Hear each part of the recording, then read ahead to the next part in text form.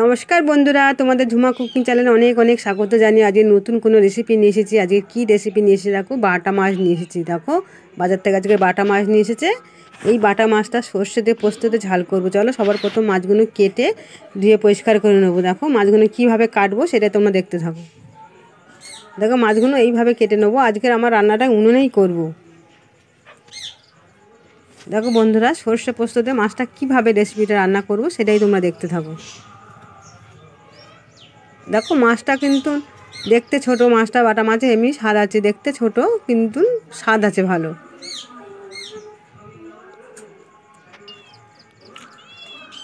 দেখো মাছগুলো এইভাবে কেটে নেব।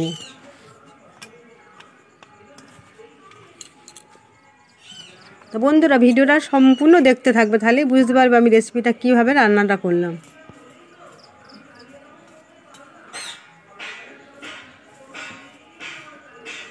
এইভাবে মাছটাকে আমি কেটে নেব, গা থেকে আঁশটা এইভাবে ছাড়িয়ে নেব।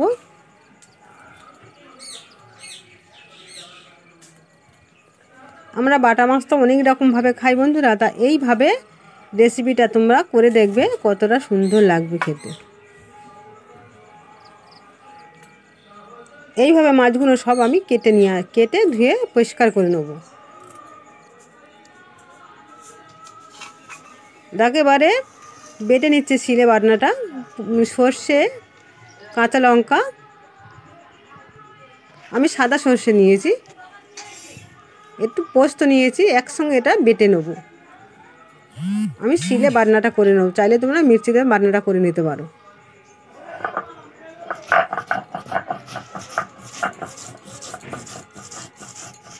শিলে বাটনাটা করলে তরকারিটা স্বাদ আসে। এইভাবে আমি শিলে বাটনাটা করে নেবো। দেখো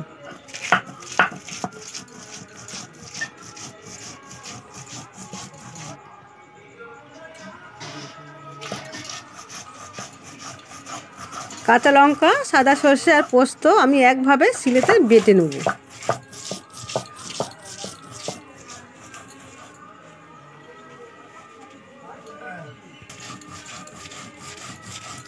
চাইলে তোমরা এতে কালো সর্ষেও দিতে পারো একটু। আজকে আমি রান্নাটা কাঁচা লঙ্কা দিয়েই করবো।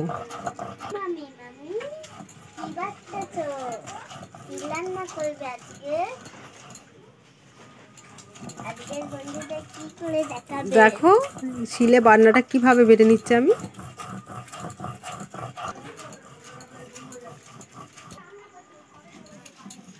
বন্ধুরা কেমন আছে সবাই? দেখো না মামি কি বাটছে। পাশে আমার ভাগ্নি বসে আছে, ও আমাকে জিজ্ঞাসা করছে এটা আমি কি বাটনা করছি, কি বাটছে এটা। আমি ছোটো মানুষ তো বুঝতে পারছে না আমি যে কি মশলা করছি, ওটা বুঝতে পারছে না। বন্ধুরা আমি এইভাবে শিলেতে বাটনাটা করে নিচ্ছি। দেখো দেখো কত সুন্দরভাবে বাটছি আমি। দেখো আমার বাটনাটা করা হয়ে গেছে, বাটনাটা আমার বাটা হয়ে গেছে। দেখো এবার বাটিতে এটা তুলে নিলাম। এবার যে বাটিতে তুলে নিলাম, শিলটা ধুয়ে জল নিয়েছিলাম বাটিতে একটু। দেখো এবারে আমি উনুন ধারে চলে এসেছি, উনুনটাও জ্বেলে দিয়েছি। মাছটাকে আমি নুন হলুদ মাখাবো। দেখো দেখো কতগুলো মাছ। দেখো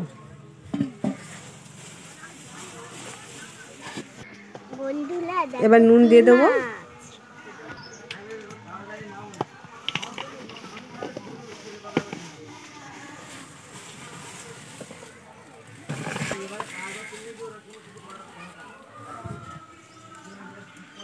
হলুদ দিয়ে দেবো, দিয়ে এটাকে ভালো করে একসঙ্গে মাখিয়ে নেব।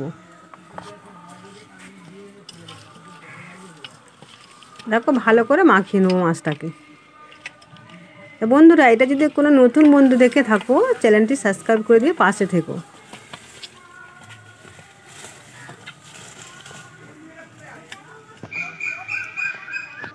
দেখো কড়া বসিয়ে দিয়েছি আমি। এবারে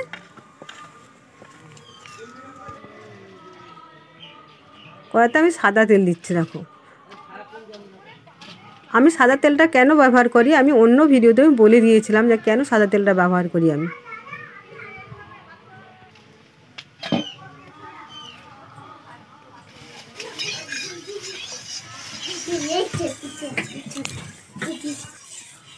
দেখো কড়াতে তেল দিয়ে তেলটা গরম হয়ে গেছে। আজকে বাটা মাছের ঝাল হবে, জমিয়ে খাওয়া হবে। তোমাদের নিমন্ত্রণ থাকলো, আসবে। তেলটা গরম হয়ে গেছে, এবার একটা করে মাছগুলো তেলের ওপর ছেড়ে দেবো। দেখো কত সুন্দর দেখতে লাগছে মাছগুলো। এবার আমি বলি সাদা তেলটা কেন ব্যবহার করি। আমি তোমাদের আগের ভিডিওয়ে বলেছিলাম, কিন্তু সব বন্ধুদের চোখে পড়েনি, কি শুনতেও পাওনি, ফের বলে দিচ্ছি আমি সাদা তেলটা কেন ব্যবহার করি। সাদা তেলটা ব্যবহার করলে যাদের গ্যাসের প্রবলেম আছে তাদের গ্যাসটা কমে থাকবে, গ্যাসটা আর কি বেশি হবে না সাদা তেলটা খেলে। আর সর্ষের তেলটা খেলে গ্যাস অম্বলটা বেশি হয়, ওই জন্য আমি বেশিরভাগ সাদা তেলটাই ব্যবহার করি আমি। দেখো মাছগুলো এইভাবে ভেজে নেবো সব।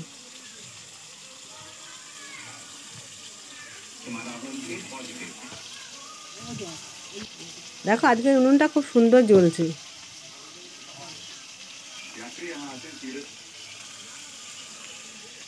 দেখো মাছের জন্য মশলাটাও আমি রেডি করে নিয়েছি ভালো। পাশে আমার ভাগ্নি বসে আছে, ও আমাকে খালি জিজ্ঞাসা করছে এটা কী মাছ, কী রান্না করছো, কীভাবে করছো, ও আমাকে শুধু বারবার জিজ্ঞাসা করছে। দেখো মাছটা কি সুন্দর ভেজে নিচ্ছে দেখো, আর তেলটা কি সুন্দর বুজবুজি কাটছে দেখেছো।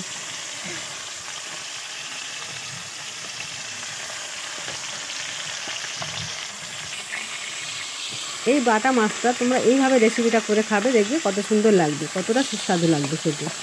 দেখো এক পিট করে ভেজে আমি উল্টে দিচ্ছি।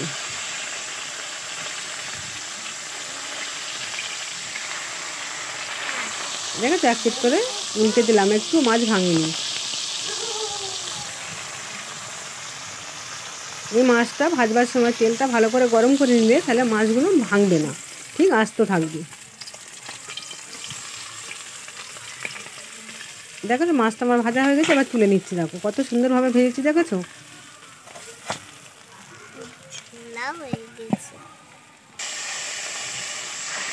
এইভাবে সব মাছগুলো ভেজে নেবো, তোমরা দেখতে থাকো ভিডিওটা।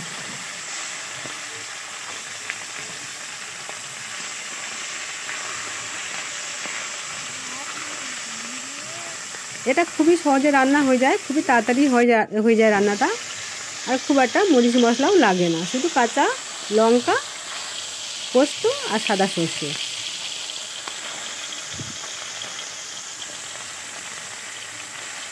এটা তোমরা চাইলে আনাজ দিয়েও রান্না করে খেতে পারো, কোনো অসুবিধা নেই।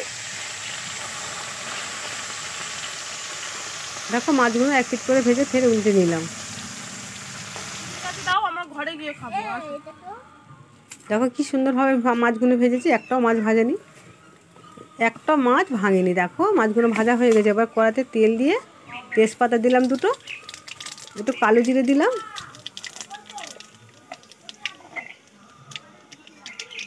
দেখো একটু পেঁয়াজ কুচি দিয়ে দেবো, পেঁয়াজ কুচি কাঁচা লঙ্কা কুচিগুলো দিয়ে দেবো, দিয়ে এটা একসঙ্গে ভাজবো। এটা আমি আগেই বলেছি, এটা আমি কাঁচা লঙ্কা দিয়েই করবো রেসিপিটা।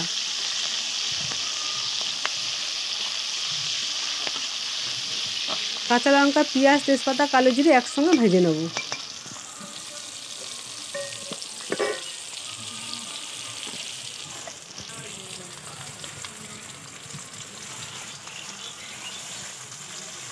দেখো নুন দিয়ে দিলাম, এই ভাজাটার উপরে নুন দিয়ে দিলাম। একটু নুনটা দিলে পেঁয়াজটা তাড়াতাড়ি নরম হয়ে যাবে, ভাজাটাও তাড়াতাড়ি হয়ে যাবে।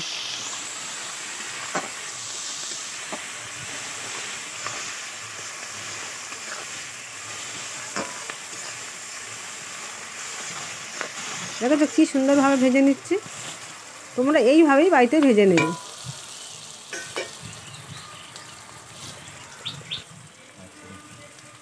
এবার দেখো হলুদ দিয়ে দেবো,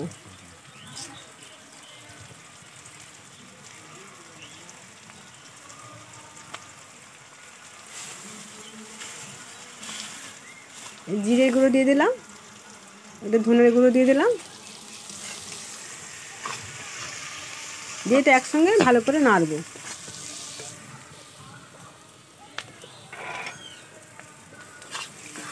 এবার কড়াইশুঁটি দিয়ে দিলাম, তোমরা চাইলে কড়াইশুঁটিটা নাও দিতে পারো, কোনো অসুবিধা নেই।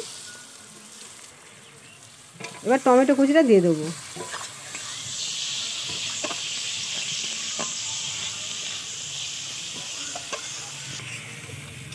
এইভাবে কষে নেবো মশলাটা। কড়াইশুঁটিটা আমি তেল দিয়ে ভাজিনি কেন, ওই কড়াইশুঁটিটা তেল দিয়ে ভাজলে বড্ড ঠিকরে ঠিকরে চলে যায়, ওই জন্য দিইনি তেলের উপরে, ওই জন্য মশলার উপরে কড়াইশুঁটিটা দিলাম। দেখো এবার সেই কাঁচা লঙ্কা, সর্ষে আর পোস্ত বাটাটা দিয়ে দিলাম, দিয়ে একটু সামান্য বাটিটা ধুয়ে জল দিলাম, দিয়ে এটাকে ভালো করে কষিয়ে নেব। দেখেছো কালারটা কত সুন্দর এসেছে, আর গন্ধটাও সুন্দর বার হয়েছে, তার থেকে খেতেও সুস্বাদু হবে। কত সুন্দর কালার এসছে দেখো। গা থেকে যখন তেল ছেড়ে আসবে তখনই মনে করে মশলাটা কষানো হয়ে গেছে। দেখো মশলাটা আমার প্রায় কষানো হয়ে গেছে, দেখো গা থেকে তেলও ছাড়ছে।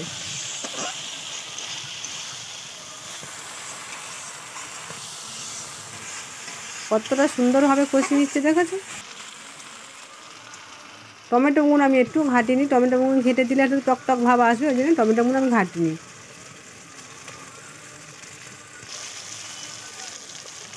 আজকে উনুনটাও খুব সুন্দর জ্বলছে, দেখো গা থেকে কীরকম তেল ছাড়ছে বন্ধুরা, দেখেছো। তার মানে মশলাটা আমার রেডি হয়ে গেছে প্রায়।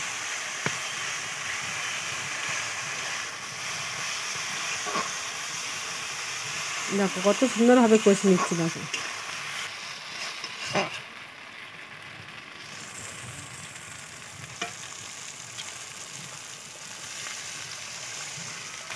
দেখো এবার জল দিয়ে দেবো, জলটা তোমাদের পরিমাণ মতন দেবে, যেরকম তোমরা ঝোল পছন্দ করো সেরকমভাবে জলটা দেবে।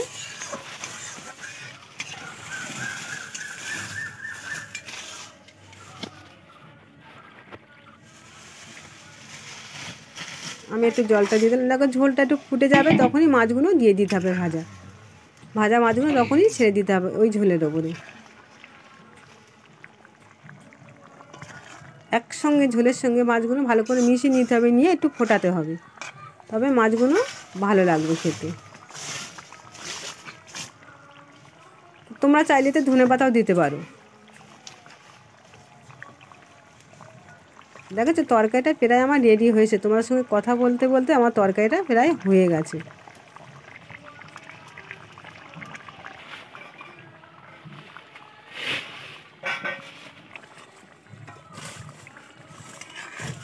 দেখেছো তরকারিটা আমি এবার নামিয়ে নেবো, আমার প্রায় রেডি হয়ে গেছে তরকারিটা।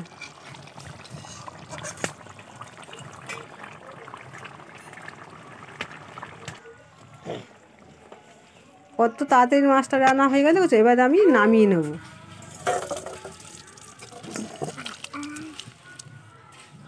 তা বন্ধুরা এই রেসিপিটা যদি ভালো লাগে লাইক সাবস্ক্রাইব কমেন্ট করতে যেন ভুলো না।